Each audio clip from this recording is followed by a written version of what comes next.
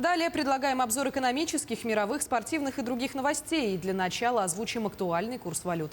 По информации Центробанка, 1 доллар стоит сегодня 72 рубля 72 копейки. Евро остановился на отметке 85 рублей 20 копеек. Покупает сегодня американскую валюту по лучшей цене Алмаз-Эргенбанк за 72,41, а продает по лучшей цене Азиатско-Тихоокеанский банк за 72 рубля 93 копейки. Самый выгодный курс покупки евро сегодня у Алмаз-Эргенбанка – это 85,10, продает по лучшей цене Азиатско-Тихоокеанский банк за 85 рублей 65 копеек. Традиционно покупать доллары или евро выгодно, когда рубль к ним укрепляется, а продавать, когда, напротив, российская валюта слабеет. Эти и другие тонкости рассказал инвестиционный стратег Александр Бахтин. По его словам, точно предсказать, когда именно курс рубля изменится в ту или иную сторону, почти невозможно, но есть определенные закономерности. Как правило, ближе к концу каждого месяца, в 20-х числах, компании продают валютную выручку, чтобы приобрести рубли для осуществления налоговых выплат. Этот фактор поддержки со стороны налогового периода. При этом инвестор отметил, что на курс валюты может действовать масса других факторов – цены на нефть, геополитика и сальдо счета текущих операций Российской Федерации. В Минтруде пояснили порядок выдачи заработной платы, если дата выпадает на выходной. Работодатель должен перечислить сотрудникам зарплату накануне, когда день ее выплаты выпадает на выходной или нерабочий праздничный день. Именно не позднее последнего рабочего дня перед днем оплаты труда. Напомним, что в Российской Федерации есть несколько видов выплат, которые можно получить, не обращаясь в пенсионный фонд с заявлением. С 2022 года будут введены обязательные электронные больничные, которые позволят расширить этот список. Также после рождения ребенка пенсионный фонд самостоятельно готовит сертификат о материнском капитале, используя при этом данные ЗАГСа. Служба исследователей ХХРУ, крупнейшей российской онлайн-платформы по поиску работы и сотрудников, проанализировала резюме российских соискателей с начала года и выяснила, на каких условиях жители российских регионов готовы поехать на работу в Якутию. Из общего количества соискателей 89% мужчины и всего 11% женщины. Интересно, что переезд рассматривают преимущественно специалисты с опытом работы. Средняя заработная плата, на которую претендует данная категория работников, составляет 60 тысяч рублей. Аэропорт Якутск получил свидетельство о вступлении в европейское подразделение Международного совета аэропортов. Кроме того, благодаря вступлению в подразделение аэропорт Якутск сможет делиться опытом и налаживать связи с более чем 450 европейскими аэропортами из 45 стран мира, что в перспективе благотворно повлияет на сотрудничество с авиакомпаниями и другими деловыми партнерами. Уровень качества обслуживания пассажиров, предоставляемых услуг, а также безопасности полетов аэропорта будет повышаться в соответствии с мировыми стандартами, а ключевые показатели аэропортовой деятельности будут оцениваться по международным методикам. В дальнейшем Международный аэропорт Якутск планирует вступить в Asia Pacific в качестве аффилированного члена, чтобы участвовать в рейтинге аэропортов Азиатско-Тихоокеанского региона. Племенному животноводству Якутии 70 лет, и одним из важных событий юбилейного года для аграриев стало открытие здания Саха-Агроплем после капитального ремонта. Работы проводили более 2 месяцев. В порядок привели вентиляцию, систему отопления, фасад и инженерные коммуникации. Объект нуждался в обновлении давно. Сейчас на месте находится наша корреспондент Мадина Халикова. Мадина, здравствуй, ждем от тебя подробностей. Надежда, здравствуйте. Мы действительно находимся на предприятии Саха-Агроплем, и сегодня здесь много гостей. Люди пришли поздравить коллектив с их 70-летием в 1951 году. Действительно, в республике не было никакой селективной племенной работы. И вот это первое предприятие, которое смогло на такой высокий уровень вывести селекционную и племенную работу в республике. Сегодня здесь, в новом здании, точнее, оно не новое, оно капитально отремонтированное, как вы ранее и сказали, сотрудники принимают поздравления.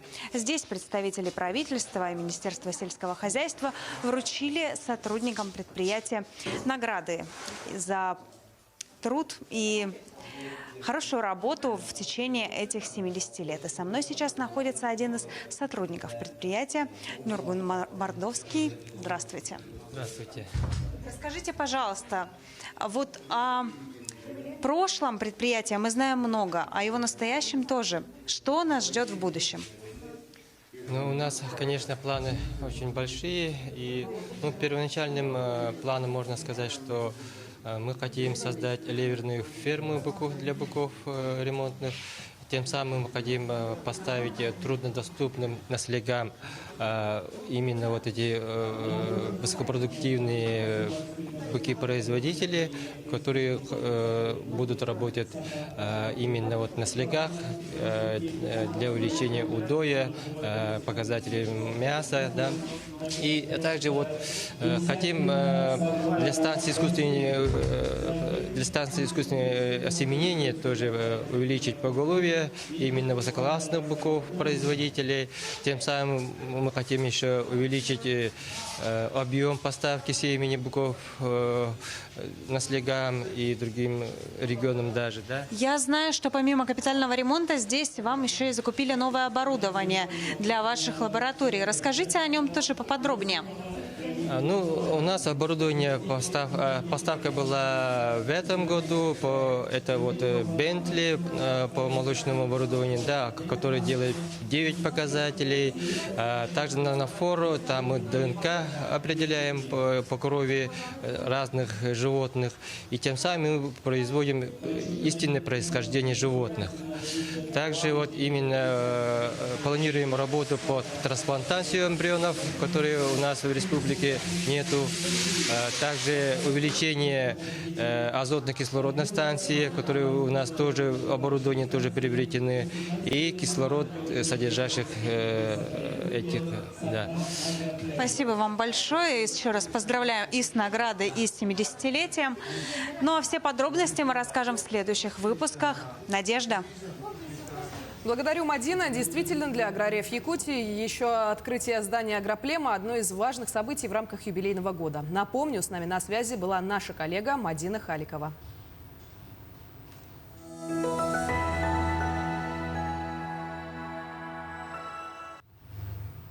В торговом центре «Кружало» в Якутске начала работу ежегодная межрегиональная промышленная выставка-ярмарка «Якутия-Экспо-2021». Выставка уже давно стала традиционной и каждый год притягивает внимание не только жителей столицы и региона, но и гостей. В этом году из-за ковидных ограничений число участников сокращено. Тем не менее, в мероприятии смогли принять участие предприниматели из разных регионов России. Были даже те, кто среди большого количества людей смог притянуть все взоры на себя и представить совершенно новые подходы к продаже свежего мяса местного производства. Подробнее в материале Ульяны Шагиной. Свиные хрящи, ребрышки, антрекот, грудка и мякоть. Главным сюрпризом для посетителей выставки сегодня стал фудтрак бренда «Мархинское», где каждый смог приобрести себе свежее, а главное – качественное мясо по душе. Ребрышки свиные. В духовке буду пить. Такое я вижу первый раз в жизни. Вы посмотрели, да? Посмотрела, все очень понравилось. История бренда «Мархинская» насчитывает более 26 лет. Это семейная компания, продолжающая традиции его основателя Владимира Кабохина. После его трагической смерти зять Денис Савостин решил не просто продолжить дело своего тестя, но и с нуля запустить новый бренд «Мархинская». У нас поголовье, в данный момент это около 4000 голов, а так у нас постоянно около 5000 постоянного содержания. Мы единственное племенное хозяйство крупнобелой породы в республике Саха-Якутия. Компания решительно идет вперед, планируя расширить линейку производства, ну и, конечно же, придерживаться философии любви к мясу свинины. Есть такая очень классная задумка сотрудничества с различными шеф-поварами, где мы будем готовить на кухне и учить людей различным рецептам. Ну а главной фишкой нового бренда «Мархинская» является магазин на колесах, сумевший притянуть к себе взгляды посетителей выставки. Фудтрак сертифицирован по международной системе безопасности пищевой продукции ХАСП. Мне здесь так нравится, что я здесь остался бы даже жить. Здесь все сделано для того, чтобы создать безопасность, комфорт продавцам, ну и также обеспечить безопасность наших покупателей. Сегодня компания не только выходит на новый уровень, но и становится примером того, как должны продвигать свою продукцию современные фермеры. Подобные фудтраки для удобства покупателей в ближайшем будущем начнут завоевывать столичные улицы. Ульяна Шагина, Артем Алексеев, Якутск.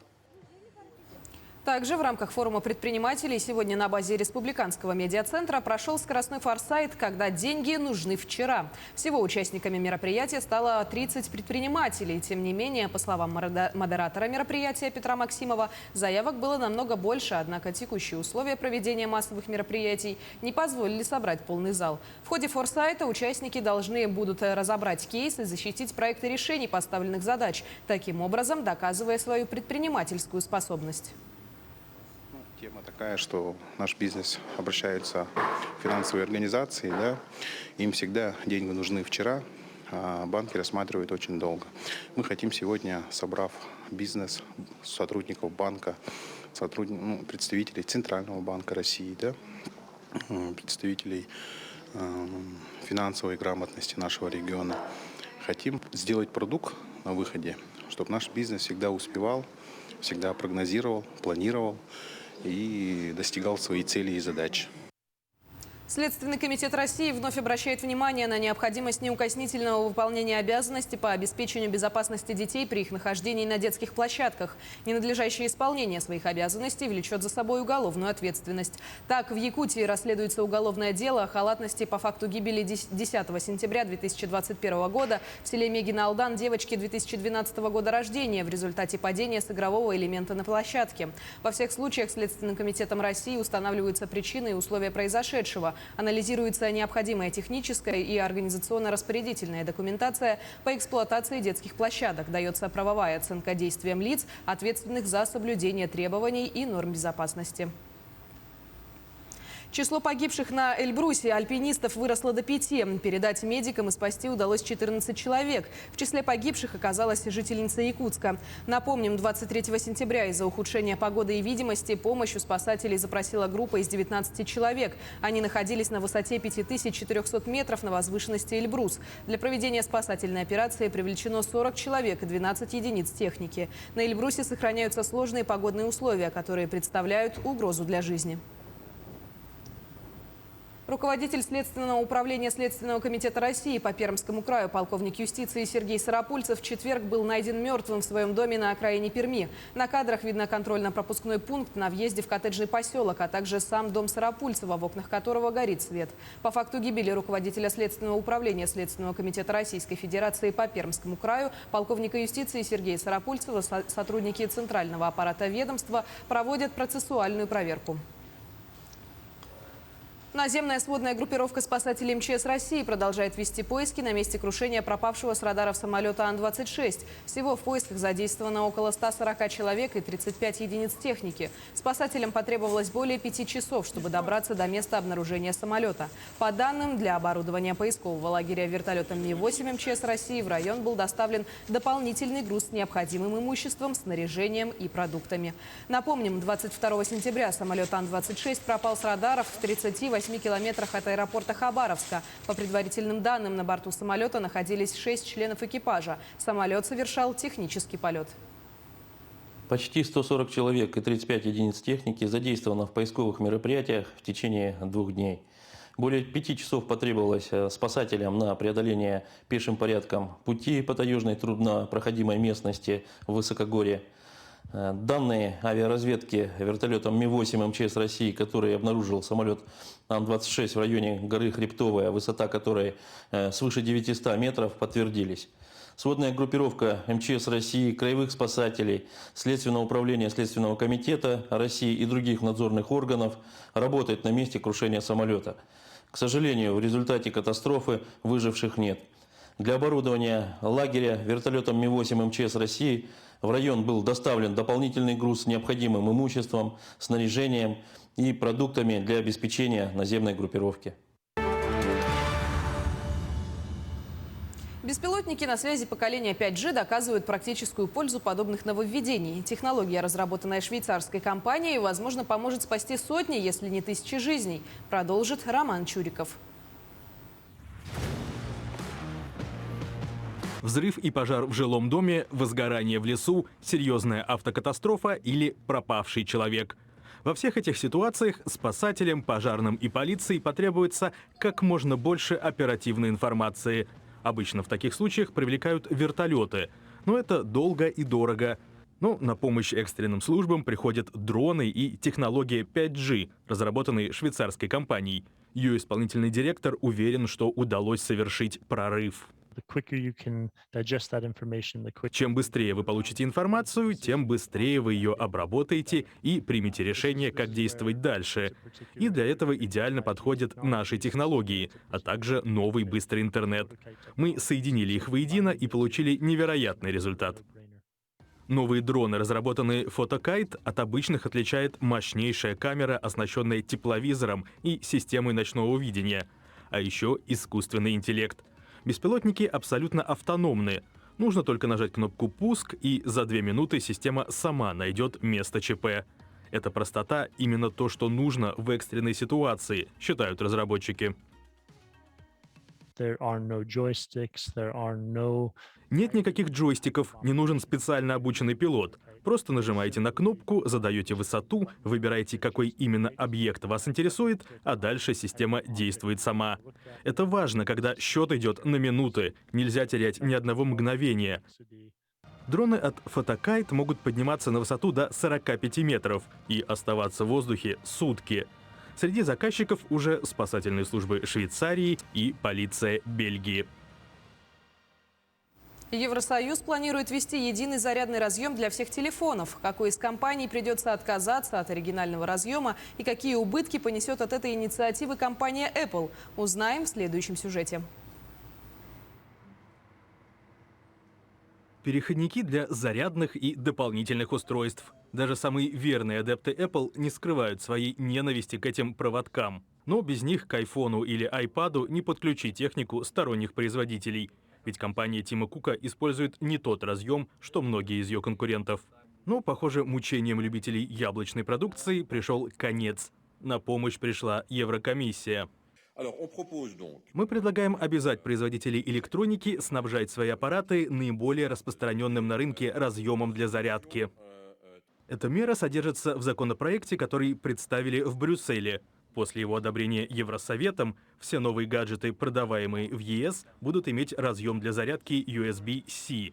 Именно такой, например, у китайских смартфонов, а также продукции Samsung и Google. Брюссель подчеркивает, этот проект закона не направлен против Apple. Еврокомиссар Тьерри Бретон даже продемонстрировал свой смартфон, показав, что и сам пользуется продукцией этой американской компании. Ну, удобство пользователей превыше всего. А еще экология. Это очень важный шаг с точки зрения сокращения загрязнения окружающей среды. Ведь мы сможем ежегодно снизить количество электронных отходов на 1000 тонн. На 2600 тонн уменьшится общий объем мусора. Все из-за того, что не будет больше переходников и дополнительных неуниверсальных кабелей. В Apple уже заявили, инициатива Еврокомиссии затормозит прогресс и сделает невозможными инновации в области зарядных технологий. А еще создаст неудобства для пользователей Apple и iPad и будет их раздражать. Корреспондент Рейтер специально пришел к флагманскому магазину Apple в Брюсселе, чтобы узнать мнение адептов марки из первых рук. Думаю, это мудрое решение. Теперь будет проще найти нужный кабель. Иногда мы встречаемся с друзьями, и у меня садится телефон, и я вынужден их опрашивать, у кого Samsung, а у кого iPhone. А если iPhone, то какой именно? Теперь же у всех будет одинаковый шнур. Это хорошая идея. Apple обирает нас и зарабатывает на аксессуарах. Они столько денег получили из-за того, что каждый раз меняют свои разъемы. А ведь кабели должны быть одинаковыми и у смартфонов, и у компьютеров, и у автомобилей. Да здравствует USB-C. Впрочем, есть и те, кто считает, что у Apple есть право выпускать устройства со своими собственными уникальными разъемами. В конце концов, компания их разработала, и это ее интеллектуальная собственность. Но для таких людей возможность выбора сохраняется, ведь за пределами ЕС Apple не будет обязана продавать телефоны с универсальным разъемом. Так что можно ездить покупать смартфоны там. Виноделы Франции прогнозируют дефицит и повышение цен на вино Шабли из-за плохого урожая в 2021 году. Ранняя весна и последовавшие за ней апрельские заморозки, а также болезни поразили большую часть завязей и плодоносных лоз. О проблемах виноделов расскажет Анастасия Дмитриева. Сбор винограда начался в Шабли после трудного года для французских виноделов. Ожидается, что предложение традиционного алкогольного напитка из Франции в этом году будет исторически низким. Виной тому заморозки и грибковые заболевания, которые опустошили виноградники по всей стране. В департаменте Йона, где находится регион Шабли, было уничтожено 2/3 урожая, сообщило Министерство сельского хозяйства. Лоран Пинсон, который управляет винодельней с более чем 400-летней историей, рассказывает о небывалом ущербе. Все вина с лучшего участка земли были более защищены, чем другие. Но на некоторых участках, которые серьезно пострадали от холода, ущерб достигает 80-90%.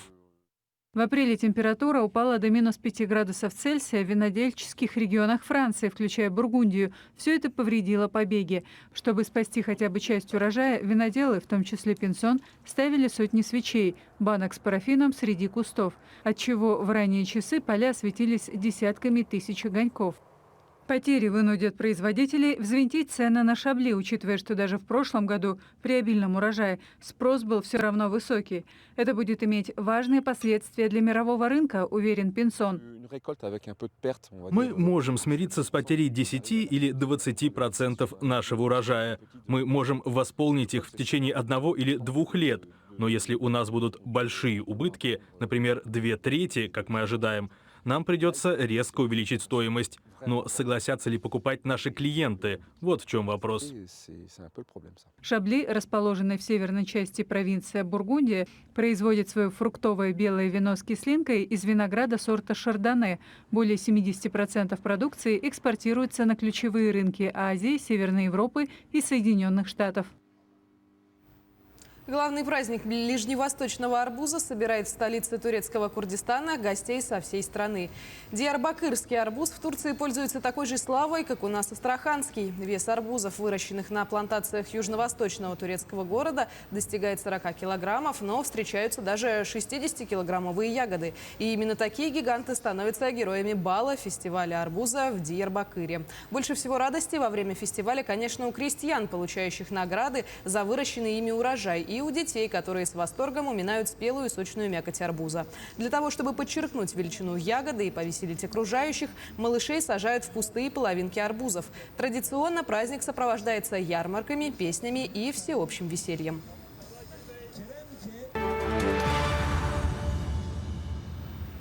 Научить людей разделять отходы и относиться к мусору ответственно – 2 основные задачи экологического музея в Калининграде. Его аналогов в России нет. Подробности в материале Романа Чурикова. Роботы, игрушки, одежда, мебель. И все это из отходов. В Калининграде открылся музей мусора. В нем можно воочию убедиться, бесполезных вещей не существует. Все можно использовать заново. Была бы на то воля и желание, говорит эколог Олег Пауков. Мы хотим мусор от себя отодвинуть, и все, он нам не нужен.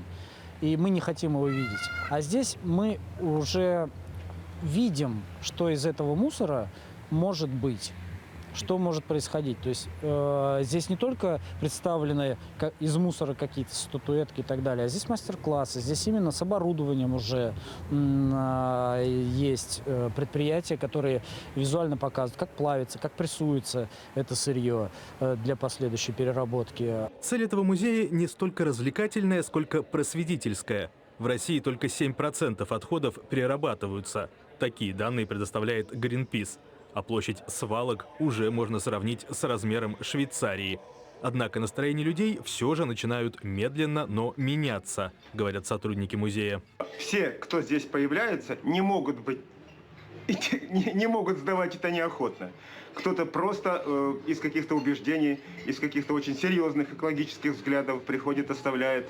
Вот. Для кого это действительно небольшая мотивация, особенно для детей. Это очень-очень важно для детей, считаю. Дети у нас прагматичны, и для них в игровой форме, вот сдача мусора, когда им выдаешь накопительный сертификат, для них это очень важно, потому что в дальнейшем это станет образом и нормой жизни. Дети действительно охотно идут в новый музей. Особенно их привлекают роботы и музыкальные инструменты.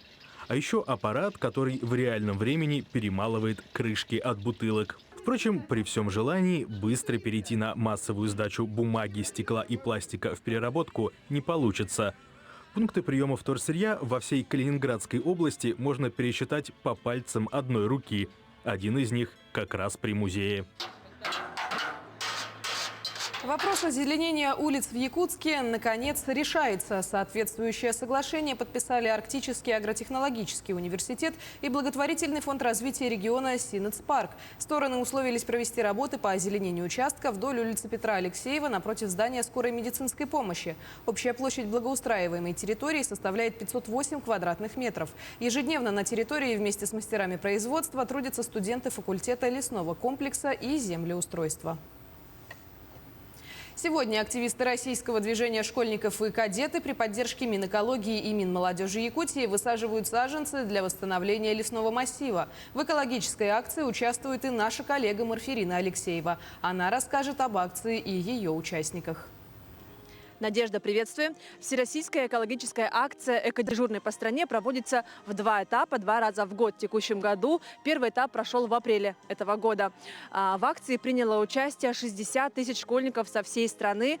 Было собрано 60 тонн мусора. Сейчас в этой акции принял участие и наша Якутия. Мы поговорим сейчас с Нюргуяной Владимировной, и она нам подробнее расскажет о том, кто принял участие в акции и что у нас здесь происходит. Здравствуйте, Нюргуяна Владимировна. Здравствуйте. Расскажите немного подробнее про акцию. Мы, получается, садим даже не саженцы, а деревья, да, сосны? Угу. Ну, экологическая акция «Экодежурный по стране» является ежегодной акцией российского движения школьников. И она проводится в апреле и в сентябре-октябре. В этом году она началась 10 сентября, закончится 1 октября. И в рамках этой акции мы собираем мусор и сажаем деревья. Но я считаю очень актуально, что в этом году мы сажаем деревья, потому что все мы знаем, что летом наши леса сильно пострадали от пожаров. И ребята вот вносят свою толику восстановления лесов нашей Якутии. Это очень отрадно, я думаю. И в этом году мы являемся амбассадорами проекта на Дальнем Востоке, Республика Саха-Якутия. Мы приняли эстафетную палочку от Иркутской области и далее передаем Ленинградской области. То есть она идет по регионам, по 8 регионам пройдет, но медийные такие акции пройдут. И мы, конечно, в свою очередь хотели бы поблагодарить наше министерство, наши ведомства, которые поддержали в этом году нашу акцию. Это Министерство экологии, Министерство молодежи и, конечно, наше родное Министерство образования. И сегодня вот ребята, активисты российского движения школьников и юнормейцы сажают у нас деревья. К нам сегодня приехали вот активисты, ребята из Жатайской школы номер 1. Это казачий класс. И ребята, наверное, тоже расскажут в свою очередь про акцию и про свое отношение к экологическому воспитанию. Спасибо большое. Ребята, добрый день. Я смотрю, вот вы участвуете тоже в экологической акции, да, все в заряженном настроении. Расскажите, как ваш настрой? Что для вас сегодня эта посадка значит? Это очень важный день, потому что многие леса сгорели, и мы хотим помочь посадить деревья. Раньше вы участвовали в таких акциях масштабных? Да, много раз участвовали. Много. У нас много каких акций проходит, и мы в них всегда участвуем. Всегда стараемся принять участие. Ну вот сегодня посадка именно сосен, да? Вот да. Что для вас? Вот все мы знаем, что в этом году у нас были такие климатические условия очень экстремальные, да? Пожары были большие. И то есть вы вносите свою лепту, да? Свое небольшое, но все-таки масштабное дело. Как вот вы на это смотрите? Что для вас вообще экология? Экология... Мы стараемся восстановить лес, потому что очень много сгорело лесов, даже животные некоторые сгорели вместе с ними. Ну вот к нам присоединился еще молодой человек. Скажите, Здравствуйте. Настроение как сегодня? Положительно, потому что садим деревья для нашей природы, для наших лесов, чтобы животных стало больше, и чтобы развивалась Якутия. В нашем классе много таких было участий при посадке деревьев. Много людей участвовало в этом. Спасибо, ребята, за ваш настрой. Вы хороший пример для подражания, для будущего поколения. Ну, на этом у меня все. Я передаю слово вам, коллеги. Благодарю, Марфирина. А мы переходим к другим темам. Директор департамента клубных соревнований Союза европейских футбольных ассоциаций Татьяна Гайер посетил футбольный стадион «Газпром-арена» Санкт-Петербурга, отметив высокий уровень готовности спортивного сооружения к финалу Лиги чемпионов. Решающий матч главного Еврокубка в сезоне 2021 изначально должен был состояться в Петербурге, однако из-за пандемии COVID-19 ранее запланированные финалы было решено перенести на год вперед. Напомним, финал Лиги чемпионов пройдет в Санкт-Петербурге 28 мая 2022 года. Ожидается, что мероприятие посетят порядка 3500 иностранных болельщиков. Я хочу отметить, что финал Лиги чемпионов – это не только сам стадион, это город, это вся инфраструктура городская, это транспорт, это медицина, это безопасность. Все эти аспекты мы будем обсуждать в ближайшие 8 месяцев в рамках регионального оргкомитета. У нас есть очень хороший опыт взаимодействия и с нашими представителями оргкомитета УЕФА в рамках чемпионата Европы, и с представителями УЕФА. И я уверен, что нас ждет интересная, плодотворная работа, и результатом станет действительно грандиозный спортивный праздник в мае следующего года. Обучиться буквально с нуля основам вольной борьбы теперь можно и в Ленске. Сюда приехал новый тренер. Занятия они проводились в Ленске около 5 лет. Воспитанников в секцию набрали за считанные дни. Дарья Боискорова побывала на первых тренировках будущих борцов. Умсатарды, ретарды, подсечки. Не все эти приемы знакомы воспитанникам секции. В Ленске вольной борьбы не было 5 лет. Сейчас здесь появился новый тренер. Помимо борьбы ребят будут обучать азам Хапсагая. Максим Шкулев приехал в Ленск с Тампонского района. Требовательный тренер громко объясняет действия. Строгий тон и терпение наставнику необходимы, чтобы воспитать будущих чемпионов. Пока они лишь дети. Особых здесь навыков не надо. Почему? Потому что здесь все маленькие. Даже не знаю, еще раз повторюсь, не знаю, что такое даже борьба, хапсагай, вольная борьба даже не знаю. Поэтому здесь обучаем все заново, с нуля, можно сказать. Знакомят ребят с искусством единоборств с 7 лет. К новым условиям воспитанники адаптируются 2 недели. Дорога сюда открыта даже девочкам. Сейчас в глазах детей только азарт и полное доверие к взрослому. Я первый раз пришел в эту секцию. Почему ты выбрал этот вид спорта? Потому что там тренеры, все такое прочее. Тебе нравится тренер? Да. Почему? Потому что с тренером легко заниматься. Хапсагай имеет 2 значения – схвати и действуй. Но ловкость, скорость, реакция приходят только с опытом. Известные якутские борцы вольного стиля начинали свой путь именно с хапсагая. Теперь попробовать себя в этих видах спорта могут и ленчане. Кроме детей, новый тренер будет обучать и взрослых. Дарья Боискорова, Анастасия Белокреницкая, телеканал «Алмазный край». О победах не только спортивных. Звукорежиссер Нерюнгринского театра кукол стал победителем открытого национального чемпионата творческих компетенций «Артмастерс», который проходил в столице России. Это единственный в мире чемпионат для тех творческих работников, кто чаще всего остается за кулисами. Более подробно о чемпионате в сюжете наших коллег. Всего в чемпионате было представлено 19 компетенций, в том числе компетенция звукорежиссура, в которой участвовал Андрей. Чтобы попасть в финал, необходимо было пройти серьезный отбор, который проходил заочно в 3 этапа. Участникам необходимо было предоставить портфолио, пройти тестирование, ответить на ряд вопросов, касающихся профессиональной деятельности. С каждым этапом участников все меньше, и вот в финале уже... Финал происходит в Москве уже. Нам заранее за 10 дней то есть 15 числа августа нам сказали, что это будет озвучивание биг-бенда в Московском дворце молодежи.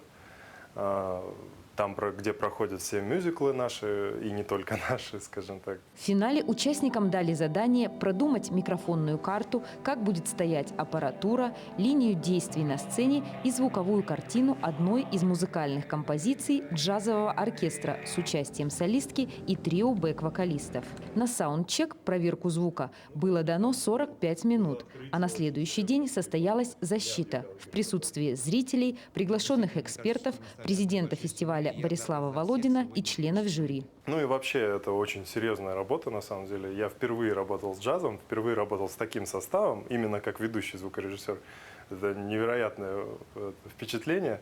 Я был просто в эйфории. И за консолью этой работал впервые, но это не так страшно. Я заранее ее изучил, все, был готов, в принципе. Победа для Андрея стала приятной неожиданностью. Тот факт, что он попал в финал и получил такой колоссальный опыт, он уже считал победой.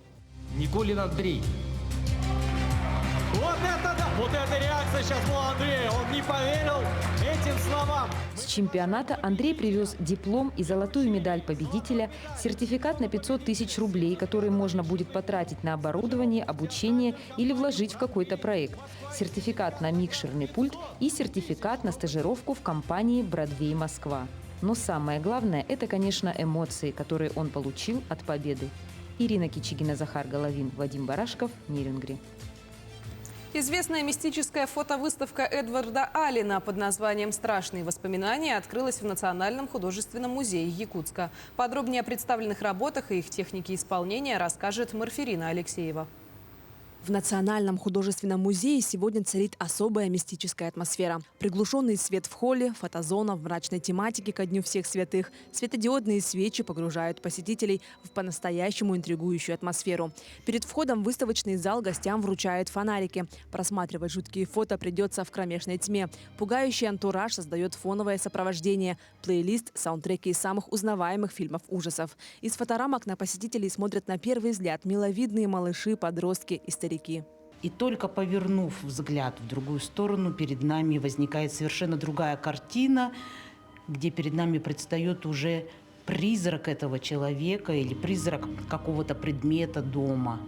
Эдвард Аллен создал свои произведения в технике стереоварио на основе оригинальных фотографий викторианской эпохи. Эти уникальные снимки фотохудожник приобретал на различных антикварных распродажах. Все портреты обработаны вручную в 3 этапа – съемка, кодирование, распечатка и фиксация на основе. На большинстве портретах изображены представители одного семейного рода. Если мы с вами окунемся в историю развития искусства фотографии, которое началось в 19 столетии, то уже тогда художники использовали наложение 2 негативов и делали снимки, когда изображен реальный человек, и в руке он, например, держит свою голову. Они, конечно, тогда не получили достаточного распространения, но, тем не менее, дали толчок развитию использования в одном снимке 2 негативов. Выставка вызвала немалый интерес у жителей столицы. Гости отметили и оценили тематическую атмосферу. Как-то не по себе, жутковато. Я узнала об этом с Инстаграма, увидела пост и решила прийти посмотреть. Стало интересно, что да как. Тем более это Вуди Аллен, всем известный.